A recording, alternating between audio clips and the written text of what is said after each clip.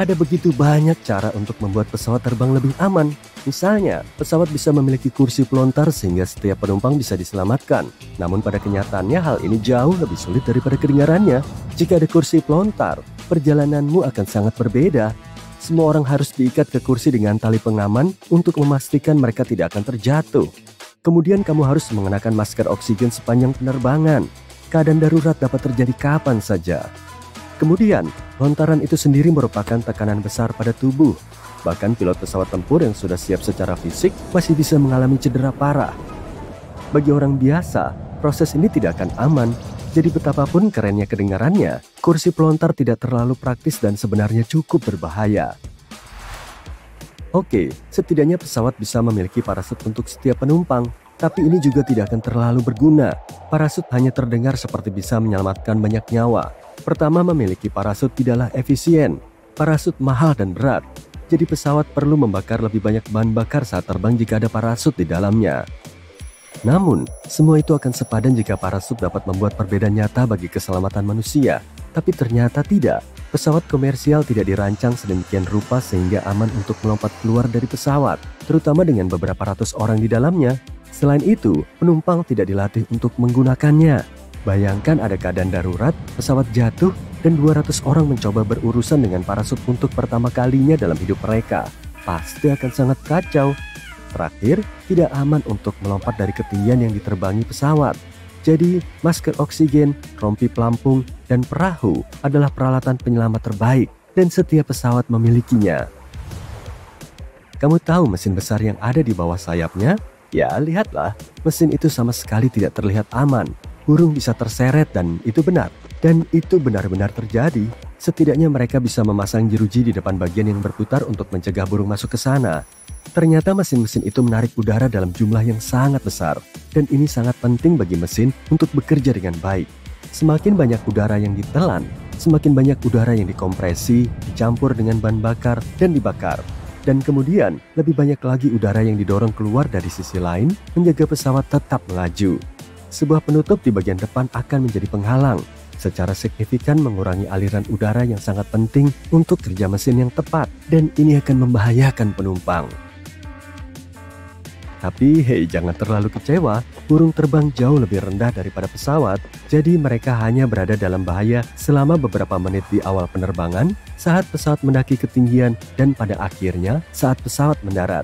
Jadi sangat sedikit dari mereka yang tersangkut. Dan kalaupun tersangkut, itu tidak pernah menjadi ancaman bagi mesin atau keselamatan penumpang. Pesawat juga tidak berganti gigi seperti halnya mobil, jadi secara teknis, pesawat tidak bisa mundur. Alasannya adalah karena pesawat tidak perlu mundur. Pesawat bisa berbalik dan bergerak ke arah yang berlawanan, tetapi dengan menghadap ke depan. Satu-satunya waktu ketika mereka harus bergerak mundur adalah ketika mereka harus sampai ke gerbang. Dan untuk saat-saat seperti itu, ada bantuan, traktor pendorong. Itu adalah kendaraan kecil yang dapat terhubung ke pesawat terbang dan menggerakkannya ke arah yang diperlukan. Hati-hati dengan hal itu saat kamu terbang lagi. Namun secara teknis, pesawat bisa mundur jika mesin mulai mendorong udara ke depan, bukan ke belakang. Tetapi ini sangat berbahaya bagi semua orang di sekitarnya. Salah satu dari sedikit kasus ketika mereka melakukannya adalah saat mendarat untuk membantu memperlambat laju pesawat. Terdapat kamera di bagian luar yang memungkinkan pilot menavigasi landasan pacu dengan lebih baik. Kamera ini sangat berguna saat melakukan manuver yang rumit. Namun, tahukah kamu bahwa ada juga kamera di dalam kabin pesawat? Kamu bisa tenang, tidak ada kamera di toilet. Tapi ya, kamera itu ada di kabin dan hanya untuk alasan keamanan. Pramugari memantaunya untuk melihat apa yang tidak terlihat dari tempat duduk mereka.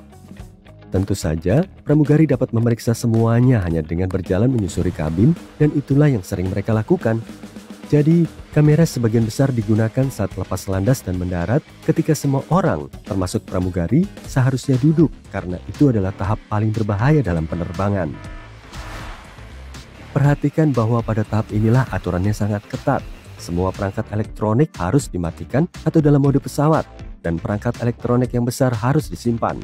Tirai jendela harus dinaikkan dan meja dilipat.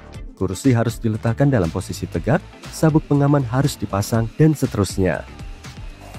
Ini semua dilakukan demi keselamatan dan untuk memastikan evakuasi yang cepat dalam keadaan darurat. Jadi mari kita bahas aturan-aturan ini.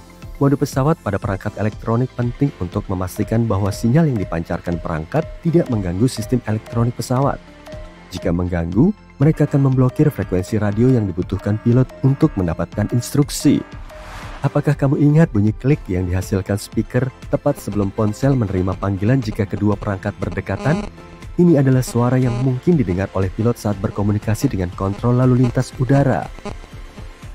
Menyimpan perangkat besar seperti laptop adalah hal yang penting karena dapat menjadi penghalang jika kamu harus keluar dari pesawat dengan cepat dalam keadaan darurat.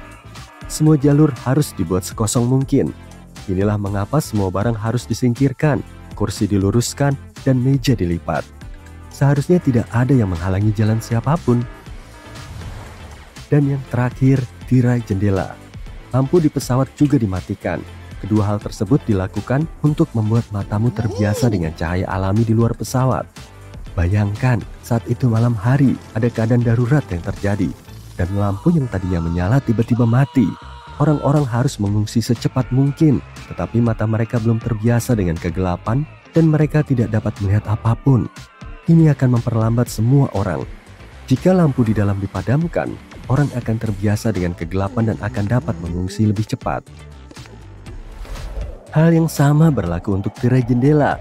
Jika siang hari dan tirai dinaikkan, orang akan terbiasa dengan cahaya di luar dan dapat mengungsi lebih cepat. Alasan lainnya adalah ketika tirai dinaikkan selama pendaratan, orang-orang di luar dapat melihat apa yang terjadi di dalam pesawat. Misalnya, jika ada api atau asap dan di mana tepatnya. Dengan cara ini mereka dapat merencanakan proses evakuasi dengan lebih baik. Selain itu, kamu mungkin juga pernah memperhatikan segitiga hitam yang digambar di atas sebagian jendela di pesawat terbang. Segitiga ini menandai tempat duduk yang memiliki pemandangan terbaik ke arah sayap pesawat. Hal ini diperlukan agar kru pesawat dapat menemukan tempat tersebut secepat mungkin. Jika dalam keadaan darurat, mereka perlu memeriksa mesin, bilah, atau penutup sayap. Segitiga kecil ini menghemat banyak waktu awak pesawat. Kita sering membicarakan tentang keadaan darurat, namun hal itu tidak sering terjadi. Mengendari mobil lebih berbahaya daripada terbang dengan pesawat, dan sebagian besar dari kita mengendari mobil setiap hari. Namun, rasa takut terbang masih sangat banyak di luar sana, dan orang-orang bisa menjadi percaya tahayul. Dalam banyak budaya, angka 13 dianggap sebagai angka sial, sehingga perusahaan penerbangan yang sering terbang ke tujuan tersebut menghilangkan baris ke-13. Ini adalah hal kecil yang bisa dilakukan, tetapi bisa membuat beberapa penumpang yang cemas yang kebetulan duduk di baris ke-13 merasa lega.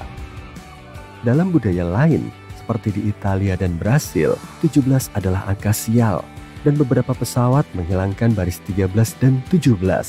Pada pesawat yang terbang ke Tiongkok, mereka seringkali menghilangkan baris 14 sebagai gantinya.